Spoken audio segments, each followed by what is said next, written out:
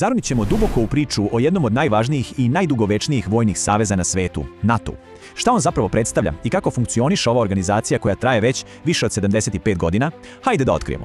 Sve se vrti oko ove jedne naizgled jednostavne, ali neverovatno moćne ideje. To je zapravo srž postojanja NATO-a. Obećanje koje povezuje nacije sa obe strane Atlantika. Ali šta to tačno znači u praksi? Kako se to sprovodi? Krenimo redom.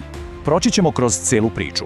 Počinjemo od samog nastanka. Zatim ulazimo u suštinu, u ključni princip kolektivne odbrane. Vidjet ćemo kako se savez širio, koje su bile njegove najvažnije, pa i najkontroverznije operacije i na kraju, kakva je njegova uloga danas. Priča nas vraća u vreme odmah posle Drugog svjetskog rata. Evropa je bila u ruševinama, podeljena, a tenzije su rasle iz dana u dan. Baš u takvoj atmosferi straha i neizvesnosti rodila se ideja o jednom novom savezu. Dakle, šta je tačno NATO? Jako je važno razumeti da to nije samo vojna sila. Ne, to je istovremeno i politička organizacija gde se sve važne odluke donose diplomatijom i konsenzusom, a krajnji cilj je uvek isti – očuvanje mira i bezbednosti za sve članice. Sad, stvaranje NATO-a nije se desilo tek tako, preko noći. Sve je počelo Briselskim sporazumom, što je bio recimo prvi korak. Godinu dana kasnije, potpisivanjem u Vašingtonu, alijansa je izvanično rođena.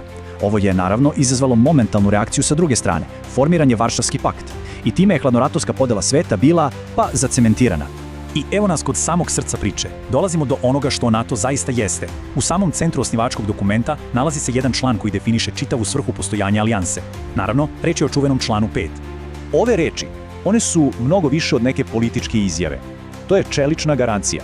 Svaka država članica se, potpisivanjem, obavezuje da će napad na bilo kog saveznika doživjeti i tretirati kao napad na sopstvenu teritoriju. U prevodu, poenta je jasna. Ako je jedna članica napadnuta, sve ostale su dužne da joj pomognu. To stvara jedan neverovatno moćan efekat odvraćanja. Zašto? Zato što potencijalni agresor ne napada samo jednu zemlju, već ceo savez. A evo i jedne, pomalo iznenađujuće činjenice. Član 5, koji je stvoren u jeku hladnog rata kao odbrana od moguće invazije, aktiviran je samo jednom u čitavoj istoriji. I to ne zbog invazije, već kao odgovor na teroristički napad 11. septembra. To nam najbolje pokazuje koliko se priroda globalnih pretnji promenila i kako je savez morao da se prilagodi. Pad Berlinskog zida, raspad Sovjetskog saveza, svet se potpuno promenio, a sa njim naravno i NATO. Ajde da pogledamo kako se savez razvijao i rastao u toj potpuno novoj eri. Sve je krenulo sa ovom grupom 12 nacija sa obe strane Atlantika. To je bila osnova, početna tačka. Nakon hladnog rata, vrata NATO-a su se, što se kaže, širom otvorila. 99. je bila istorijska godina. Prve bivše članice Varšavskog pakta su se pridružile, a onda je 2004. godine usledilo najveće proširenje odjednom.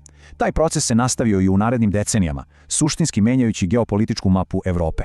Znači, od početnih 12 do današnje 32 članice. Ovaj skok, on nam najbolje pokazuje koliko se savez transformisao i koliko je privlačnost stekao za mnoge zemlje nakon završetka hladnog rata.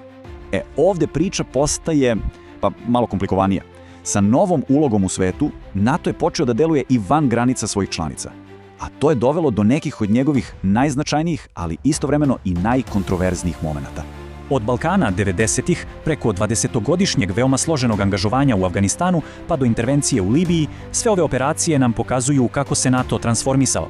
Od saveza koji je bio fokusiran isključivo na odbranu sopstvenih granica, postao je organizacija koja vodi kompleksne vojne operacije daleko od svoje teritorije.